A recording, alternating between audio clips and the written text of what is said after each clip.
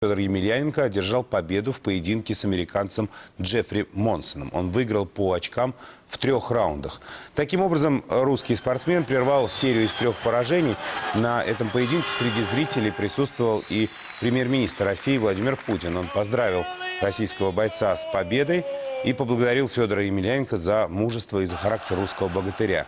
Сегодняшний поединок в Олимпийском собрал 22 тысячи зрителей. Мы все от души поздравляем Федора Емельяненко, настоящего русского богатыря.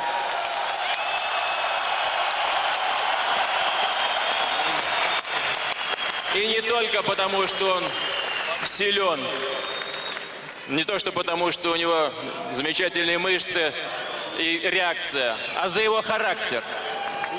По характеру он русский богатырь. Поздравляю тебя, Федя. Во второй части программы мы продолжим рассказ.